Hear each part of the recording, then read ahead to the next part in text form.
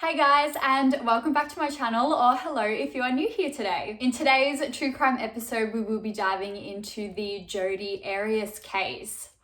Have you guys heard about Jodi? It's obviously a very well-known case in the US because that's where it took place, but I'm sure a handful of people here on my channel may not have heard of it, so I really wanted to share it with you guys because it is a crazy roller coaster. I just want to say my disclaimer, as I always do, I am in no way professional and I don't work in any areas of crime investigation or law. I just simply like to review and talk about different crime cases from all over the world, and all this information is from online sources that are available to you guys and the general public. Please forgive me if I accidentally miss some information or accidentally get some information wrong. I am only human and I do my best to find the information online as best I can. So, who is Jodi Arias, you ask? Well, let's find out. Jodi Arias was born in 1980 in California and grew up with her parents and siblings. Now, Jodi says at one stage that her childhood was pretty ideal and normal, and one of her friends from school actually described her as a good girl. However, later in interviews, Jodi actually switches up her story about her childhood, saying that she actually was a victim of child abuse at the hands of her parents. She said that she would often get beatings with either a belt or a wooden spoon as a child, and she even said that her mother actually carried a wooden spoon in her handbag so they would have punishment basically wherever they were. Now, no one can confirm that this is true, the statements that she's saying about her childhood abuse, but her parents have always denied this accusation and have never, commented on any kind of abuse that was going on in the home. Her mother actually said in an interview later that she just raised the children as best she could in the family home. Jodi's mother also said later in an interview, quote, "Jodi has mental issues and she would freak out all the time as a teenager." In around the 8th grade, Jodi's parents actually found Jodi growing weed in Tupperware containers and storing them on the roof. Naughty. Then they went snooping through her room and I believe they might have found some more. So they actually called the cops on Jodi, her own parents called the cops on her. Jodi was absolutely infuriated with her parents for doing this. She said that this was a violation of her privacy and that they shouldn't have gone searching through her room without her permission, even though she was literally growing weed at 14 years old and putting it on the roof. Jodi's father says ever since that day that they searched her room when she was 14 years old, Jodi has been incredibly secretive and has kept a lot of things from her parents ever since then. Then in high school, Jodi actually ended up dropping out in her junior year. However, she did go and get her GED at some point. Her biggest passion at that time was photography. She really loved taking photos and she really wanted to make a career out of it someday. After Jodi dropped out of high school, she actually moved out of the family home as well in 2004, and she went to live in Palm Desert with a new boyfriend that she was seeing,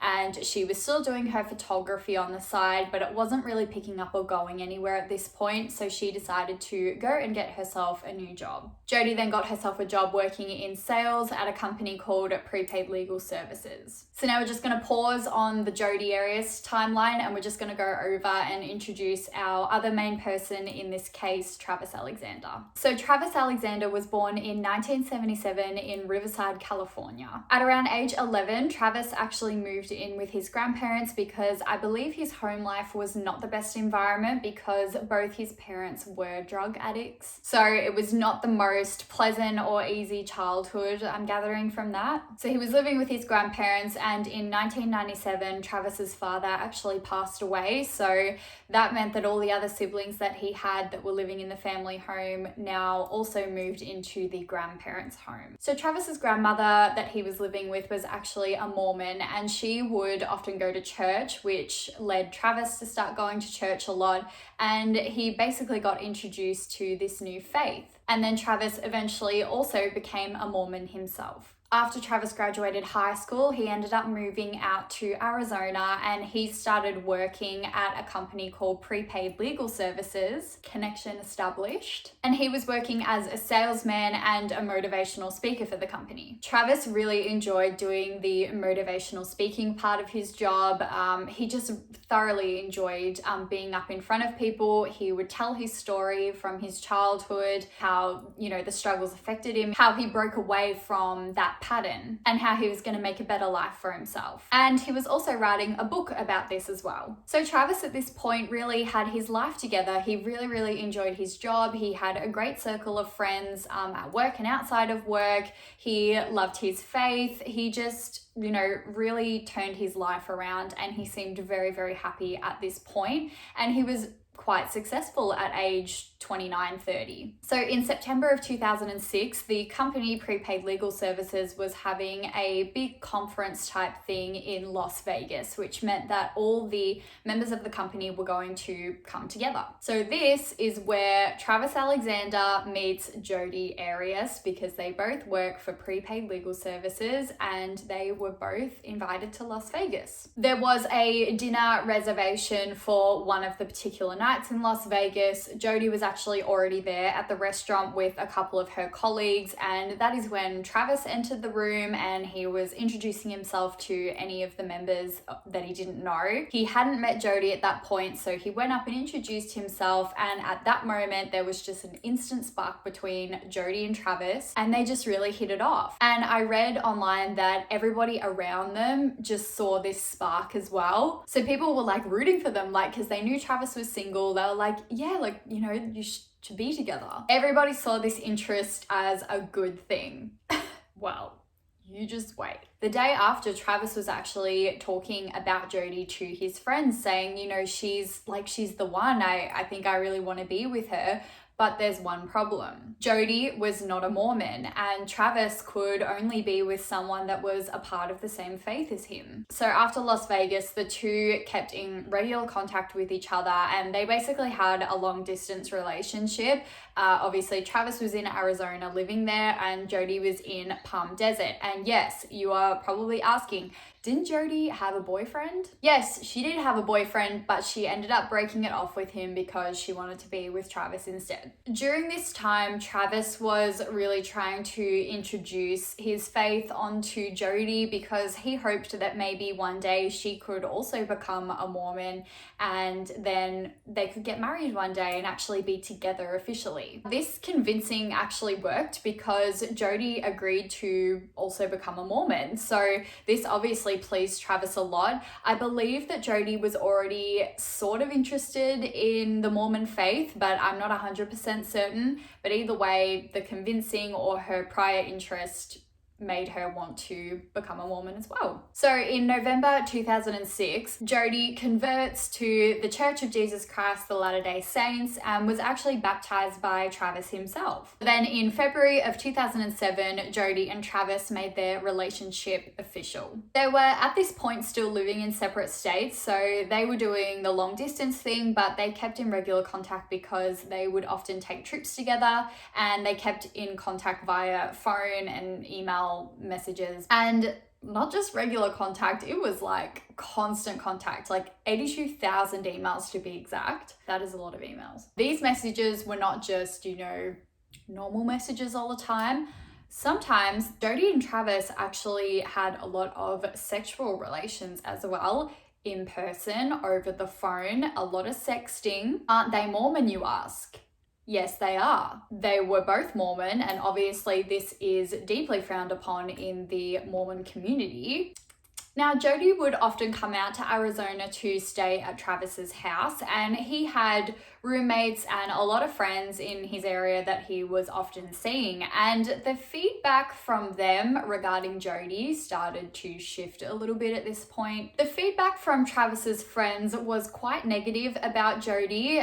They thought that there was just some strange vibes about her, and that they thought that she was bad news for Travis. They saw her as really quite possessive of Travis. She was always asking, like, what are you doing? Who are you talking to? Searched his phone, searched his computer, which is toxic behavior. And Travis's friends were not about that. They just, again, they thought that she was bad news. So Travis eventually started noticing the whole possessive thing with Jodi as well. And he ended up taking his friend's advice because his friend sat him down and said, look, Travis, you know, she's scary. There's something wrong with her. One of his friends actually said, quote, Travis, I'm scared we're going to find you chopped up in her freezer. So just after 5 months of Travis and Jodi dating, I'm fairly certain Travis broke it off with Jodi. Now, do we think that Jodi went off and lived her own life peacefully separate from Travis? No. Jodi enhanced crazy ex-stalker mode. So Jodi ended up moving to Arizona. Who lives in Arizona that we know? Travis. So everybody was quite weirded out with this. It was a very strange thing for her to do. Why are you moving into the town of your ex-boyfriend that you just broke up with? Jodi actually knew the passcode to Travis's garage door, so she would often show up uninvited in the evenings, and one time she actually even went through the dog door. It seems as though Travis had a hard time saying no to Jodi. It was said that sometimes he would be angry because she'd just show up in the night uninvited, and then other times he would not be angry, he would give in to her, and they would end up in bed together. I saw Jodi do an interview regarding these night visits and how Travis would let her in, and she says, quote, it was very much a mutual thing, and then does a little haha on the end of it. So does she take her faith seriously? I don't know. So here's a little bit of a gray area, I apologize, but at some point, I couldn't find an exact date, but I think it was around April 2008, she actually ended up moving into her grandparents' home in California because Travis actually convinced her to go. He was saying, you know, I think it's better that we are apart because we're broken up. We should just not be seeing each other. We should move on with our lives. Pretty quickly after this, the two of them actually move on. Travis is seeing a new girl and Jodi is seeing a new guy in Utah. She actually met this guy at prepaid legal services as well. Now, Travis and Jodi were actually still talking, so the cord was not cut at this point. They were still sending dirty texts to each other, calling each other, having phone sex, and actually Jodi was recording a lot of these conversations as well. I'm pretty sure it was to like use it against him as like a threat. Jodi then started threatening the girls that Travis was seeing because she was just a crazy jealous ex-stalker. She would find their contact information by literally hacking into Travis's computer and then send them like threatening emails. Jodi allegedly slashed Travis's car tires as well one night. So she actually was peeping into his home, like through the windows, just trying to watch Travis or watch any women that he was with. So then on May 28th, there was actually a robbery at Jodi's grandparents' house, and only one thing was stolen, which was a .25 caliber handgun. So just keep that one in your head for later. So now we're just flashing forward a little bit to June of 2008. Travis had another conference with prepaid legal services, and this trip this time was to Cancun, Mexico. So there was just going to be a bunch of his colleagues there and they were all going to have a great time. From my understanding, he may have originally been thinking about taking Jodi because he was allowed to take a guest, but now he was seeing a new girlfriend, so he was going to take her because obviously him and Jodi had broken up and Jodi was being a psycho. So he planned to take this new girl and Jodi was out. I think it's safe to say that Jodi was enraged.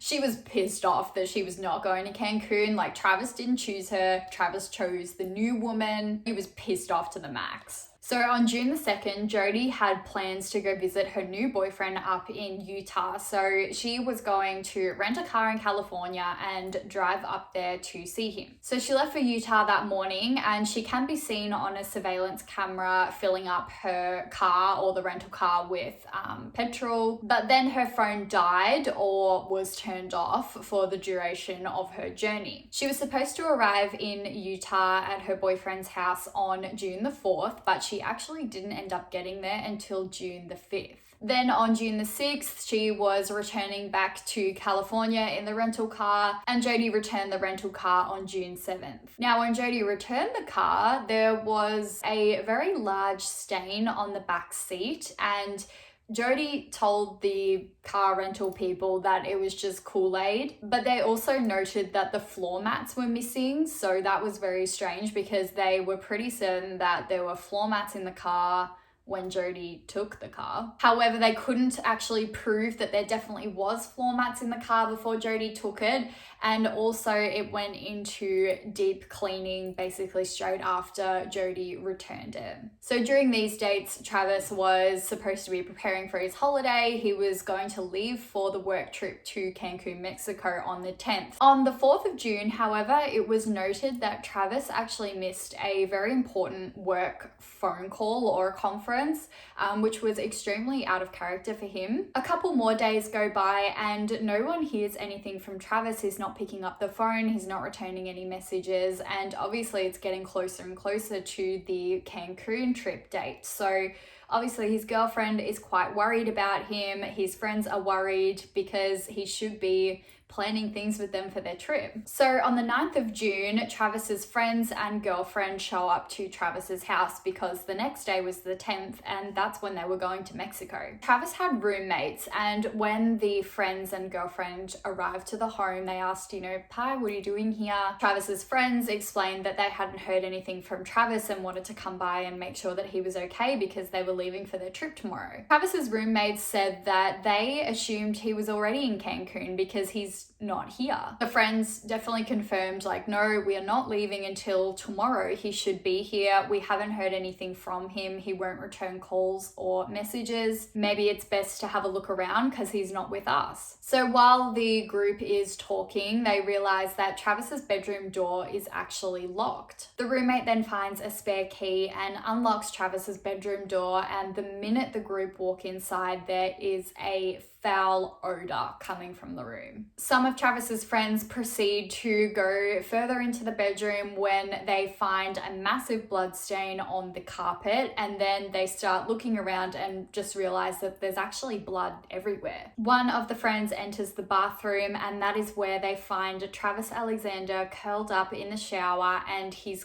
clearly deceased already, and they proceed to call the police immediately. Travis was found naked in the shower, and it was determined later that he had been there since the 4th of June. Travis had 27 stab wounds to his body in total. His throat had been slit basically from ear to ear, and he'd been shot in the head. So clearly a murder. Police then found a bloody handprint on one of the walls in the bedroom, and they also found some hairs, and they noticed that Travis's bed sheets were missing. Authorities then later went into the laundry and lifted up the lid of the washing machine, and that's where they found the bed sheets that were missing, but they also found a camera. So police bagged up all this evidence. Obviously, they definitely wanted to look on the camera and see if there was any evidence on there that could assist them in who did this. They started to interview some of Travis's friends and the girlfriend, asking them, is there anybody that would want to hurt Travis? And lo and behold, what name came up over and over and over again? Jodi Arias. Everybody was telling police, you need to look into Jodi Arias. She is the former girlfriend of Travis, and she has been stalking him for quite some time and harassing him and just acting a little crazy.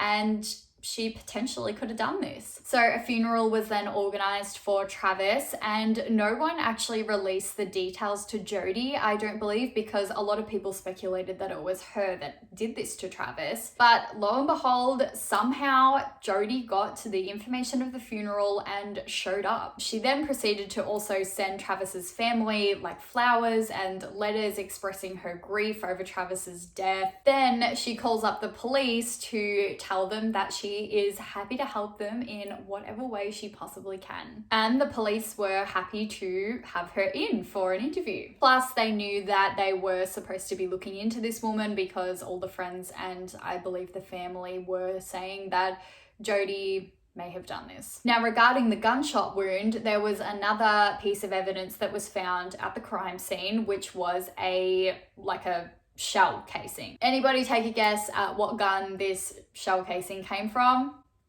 A 25 caliber pistol handgun. The same kind of pistol that was allegedly stolen from Jodi's grandparents' house in that burglary only a couple of days earlier. So on June 19th, the camera and its contents were analysed by authorities, and it was noted that the camera had been through the wash cycle with the sheets and there was bleach in that wash cycle, so the camera was ruined. However, there was a memory card in there that was still intact. They could see that the memory card had been erased on purpose, but obviously being authorities, they could obtain the deleted contents of that memory card. And what did they find on the memory card, you ask? Naked photos of Jodi and sexually posed photos of Jodi and Travis, Travis in the shower. The naked photo of Jodi showed her to be on Travis's bed inside his home, and obviously the photos of Travis in the shower, well, he was found murdered in the shower, so it's a little suspicious. And then the most damning piece of evidence, there's literal timestamps on the photos. I'm guessing Jodi didn't know that timestamps would appear on these photos. The date stamped on these photos was June the 4th, which was the day that Travis was murdered. So these were in fact the last images ever taken of Travis, and it appeared to actually photograph the crime scene. So now all fingers are pointing at Jodi at this point. You know, she was there on June the 4th, the day that Travis died, in the place that he was found.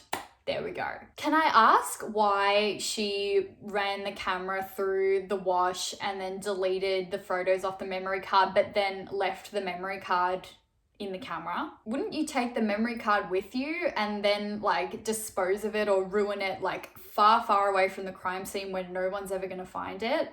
Like, did she just, I feel like that's so obvious. Did she want them to find the photos? As the police are analysing the photos more and more and the times, it actually comes to their attention that perhaps these images actually are showing the murder taking place. The last of these images was taken at 5:29 p.m. and these were of Travis in the shower. A few minutes later, another photo was taken of what appears to be Travis bleeding on the bathroom floor, with Jodi's hand or leg in the frame. Now, obviously, it doesn't show Jodi actually killing Travis, but it's just obviously a little bit suspicious because you can tell that it's her taking the photos. One moment Travis is in the shower, the next minute it looks as though the camera has fallen down and hits the ground, and it actually just starts snapping away.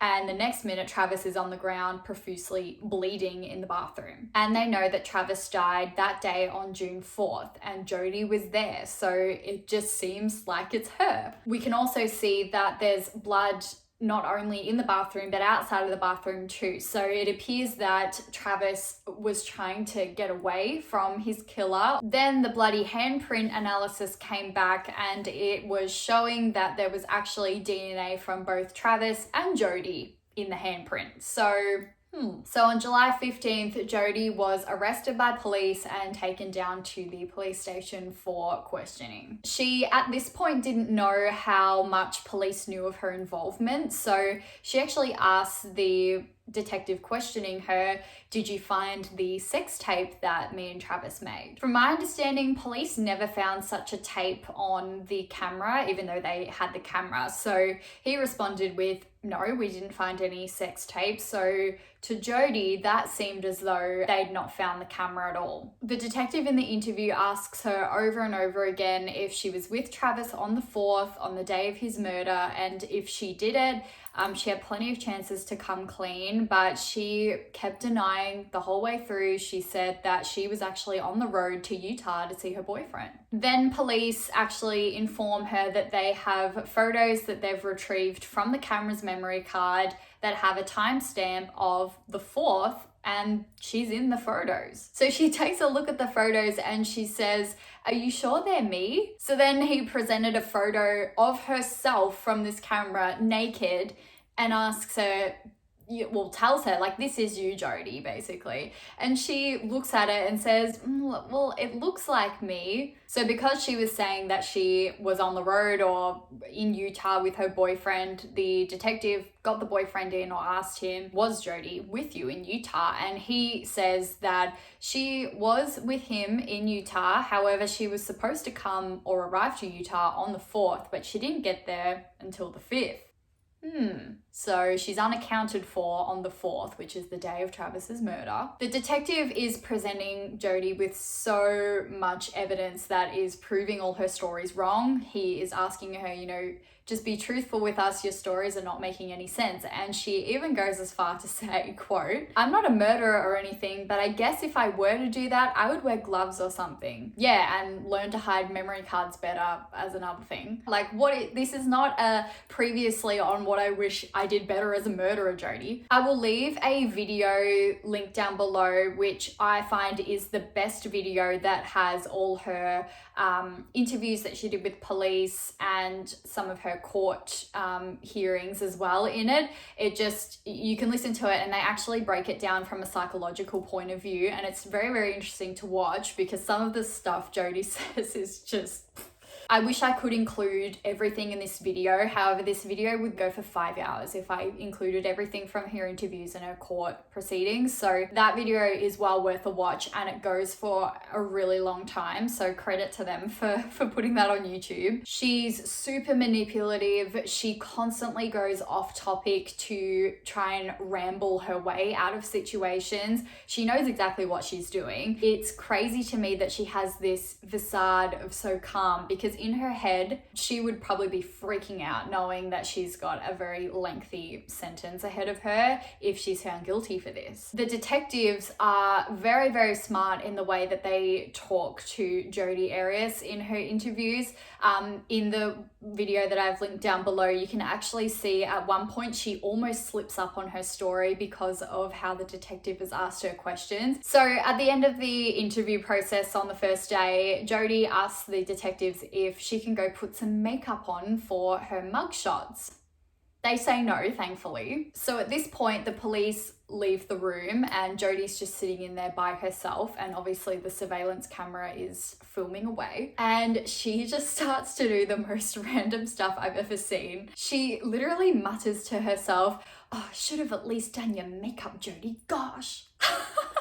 She then starts doing handstands against the wall. She's looking in the bin. She's singing to herself and smiling and like laughing at herself. She just looks crazy. So then Jodi was taken across the road and thrown into the county jail and charged with the murder of Travis Alexander. Then the following day, Jodi is brought back into the police interrogation room. She's wearing an orange jumpsuit now from being in the county jail over the road, and at this point, they are just really trying to get a confession out of her because she does seem a lot more exhausted than what she was the day before. There was a lot more emotion this day in the interviews, like a lot more tears from Jodi. So then she eventually changes her story. She goes ahead to tell the detectives that there was actually 2 other people there that night that broke in and were attacking her and Travis, and they ultimately killed Travis. She says that they spared her life for some reason, but they said that she could not tell any authorities because they would come back for her and they would kill her family in the same way that they did to Travis. And that's why she says she left the scene, she left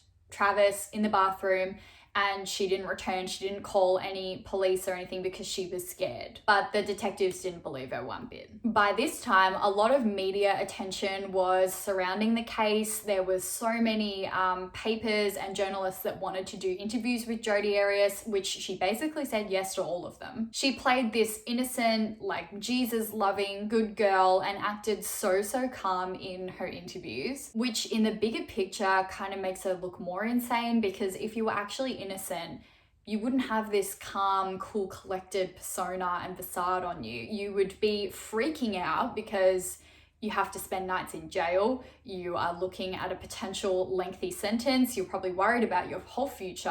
Obviously, your life's been tipped upside down. You wouldn't be the way she was acting. But no, Jodi was just sitting pretty, smiling away. So the trial came about 4 years after Travis's death. So quite a lengthy period between that and then the trial. And they were actually seeking the death penalty. Jodi's team were saying that Jodi did commit this murder, but it was accidental and it was in complete self-defense because allegedly Travis attacked Jodi that night. So she's changing up her story again. She's saying that it was self-defense now. Like, first she wasn't even there. Second, these intruders came in, and now it's self-defense and she did it. This trial actually went on for 5 months. So they had a lot to get through with this Jodi Arias Travis case.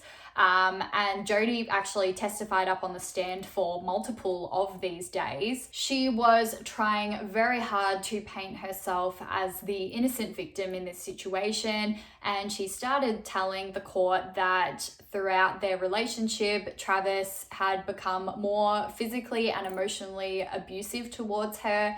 And she even went as far to say that Travis was actually a pedophile and was attracted to young children. She also mentioned that she did not want to be taking the photos. She was forced to take the sexual photos by Travis. So now she's screaming, "I'm a domestic violence victim, like in survivor, help me, he was abusive towards me." They then got some of Travis's old past girlfriends to testify on the stand, and they all said, no, Travis has never displayed or had never displayed any violent outbursts or signs of aggression during their relationships. Jodi says that what started the whole ordeal was when she dropped the camera. It enraged Travis because it was a new camera, and that's when she ran into the closet because he started getting violent with her. She grabbed the gun, and she said that she'd actually found this gun a month earlier hidden in Travis's apartment. So that's why she knew where it was. At that point, she says that he lunged at her. She says the gun went off and she didn't mean for it to go off, and it shot him in the head. At this point, he continues to try and grab her after he's been shot and told her, "I'll fucking kill you, bitch." She then says almost after the shooting, her memory is foggy and she can't seem to remember much after that. Now, just a side note, just remember that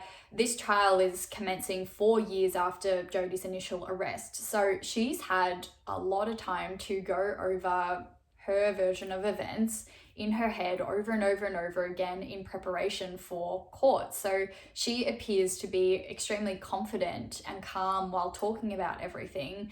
You can watch the video that I've linked below. It's quite believable when she's saying it because she seems so sure of herself. But I just think she's had so much time to revise her story in her head, she sort of maybe even half believes it. Now, Travis was also found with 27 stab wounds and a slit throat. This does not align with the evidence that Jodi is proposing because she just says that she shot him in the head. So where did these stab wounds and throat wounds come from? Jodi's excuse for not calling the police that night after she shot Travis was because she wanted to protect Travis's reputation. She didn't want to spill the beans about their complicated relationship and all the difficulties, all his abuse physically and emotionally. She didn't want that coming to light. And she also wanted to protect Travis in regards to his pedophilic tendencies that he allegedly had. There was definitely no evidence to show that Travis was an abusive partner to Jodi. There was definitely no evidence to show that Travis was a pedophile at all, and it seems as though there was no evidence to say that Jodi even got memory loss after the shooting. Jodi thought she had a pretty good case because she was basically telling the jury and even Travis's family, like, look, he's not the nice, religious, good boyfriend guy that you all thought he was, because I have proof that, you know, we were sexually involved, so that's going against his faith. She had voice recordings of them like having phone sex, and there was probably texts and emails as well. Obviously the photos on the camera suggested there was something sexual going on. So then she was sort of saying, you know, if you didn't know that about him, then how do you know that he wasn't abusing me behind the scenes? So they put together a timeline of what they assume was the sequence of events leading up to, during, and after Travis's murder, based on all the evidence that they had, all like the phone calls, the texts, the like receipts, surveillance, evidence at the crime scene, just everything. This is what they thought happened. So when Jodi went to do her little road trip to visit her boyfriend in Utah, she actually purchased 2 petrol cans for her trip. This was unnecessary for her to do because there is plenty of opportunities to fill up your car if you run out of petrol on the way to Utah. So they think that she purchased extra fuel because she already knew that she was going to kill Travis that night, and she didn't want to be seen on the security cameras anywhere or be seen in a particular location. It was just trying to prove that Jodi had premeditated this murder on Travis. Jodi then turns off her phone so the phone doesn't ping or track her locations. She then arrives to Travis's house and she's standing outside. Travis comes out, they probably talk about something, and then Travis lets her inside. They then start to be intimate, taking the sexually posed photos, the shower photos, everything they found on the camera. One of the final photos of Travis is taken by Jodi in the shower on the 4th, and then Jodi stabs Travis in the chest, which leads him to fall down, which knocks the camera. The camera is clicking, going off and capturing some of the murder photos. Jodi then continues to stab Travis based on all the 27 stab wounds found on his body. Travis tries to escape Jodi and gets down the hallway, but Jodi catches him and slits his throat. This is based off the blood stains on the floor and the walls, like the bloody handprint found at the crime scene. Jodi then takes Travis back into the bathroom and shoots him in the head with a .25 caliber pistol that she stole from her own grandparents' house, and then proceeds to clean him off in the shower and leaves him there. Then Jodi goes and starts to try and clean her tracks. She wipes everything down. She tries to clean things as best she can. She puts the sheets and the linen in the washing machine. She deletes some things from the camera and then discards it in the washing machine, adds some bleach, turns it on. She thinks it's ruined, but it's not. She then flees the scene and starts her car journey to Utah, and once she is a fair amount of distance from Travis's home, she turns her phone back on, and then it can ping away and be tracked without looking suspicious. She then leaves a voicemail for Travis and other messages, I believe, to make it seem like she hasn't seen him,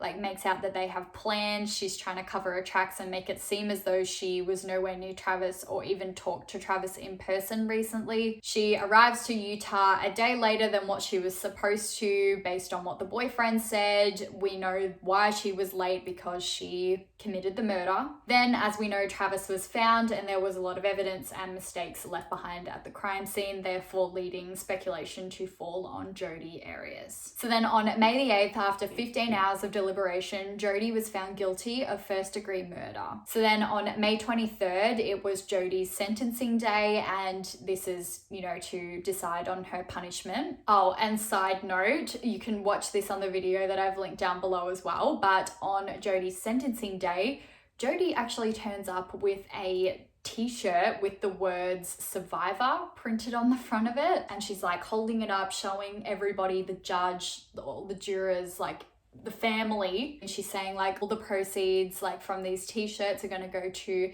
domestic abuse victims and charities. Like, it was seriously hard to watch. I could not imagine what Travis's family was thinking at that point. So then the jury couldn't come together on a decision about Jodi's punishment, so the judge declared a mistrial. So then in March of 2015, a second sentencing trial started all over again. Again, the jury came back deadlocked. 11 jurors were in favor of the death penalty, actually, and 1 was not. Then finally, in April of 2015, Jodi Arias was sentenced to life imprisonment without the possibility of parole, so the rest of her natural life. Jodi is currently housed in Arizona State Prison, and she was originally in the maximum security unit, but now she's downgraded to medium. And just another piece of information I found online, by March of 2015, Jodi's trial costs had come up to something like $3 million. $3 million, like what? Jodi has actually since tried to appeal her sentence, actually just last year in 2020, but she was denied. So